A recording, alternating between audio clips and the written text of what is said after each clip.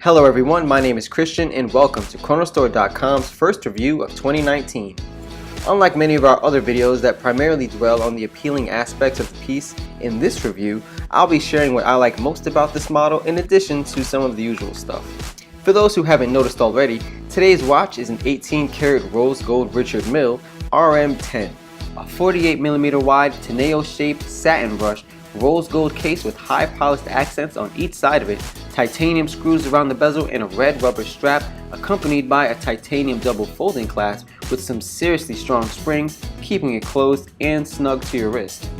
But at first, it can definitely take some getting used to when you're trying to put it back on, as you can probably tell here.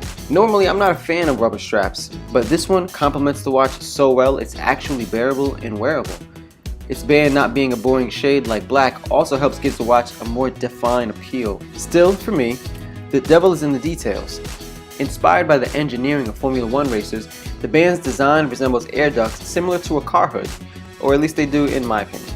You wouldn't know from looking at it, but the case alone is as much a work of art as it is a product of patience. Taking approximately 8 days to manufacture the bezel and 5 days each for the caseback and middle section, every model has to be made to perfection. According to Richard Mille's site, it takes 202 different machining operations just to complete one case. However, some other noteworthy characteristics aren't so noticeable. Richard Mille develops what they call a variable geometry rotor for this model, allowing you to adjust the rotor's inertia to go faster or slower based on one's activity to optimize the harmony between the watch and the owner. Something a bit more obvious is the watch's skeletal transparent frame.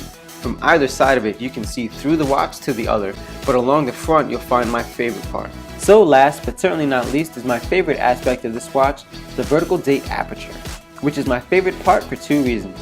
One, it's not common to see a vertical date, and two, I like the way the numbers seem randomly scattered around the rest of the dial, even though they're not, once you tell that they go along with the date. On this model you'll also find a push-down crown, which you can see has no threads to align it, and it very smoothly shuts with a simple press. Most importantly, if you like this review and want to learn more about watches before you buy them, subscribe to our channel for reviews, watch tips, and much more. To stay in the loop of everything luxury, visit Chronostore.com today and bring time to life.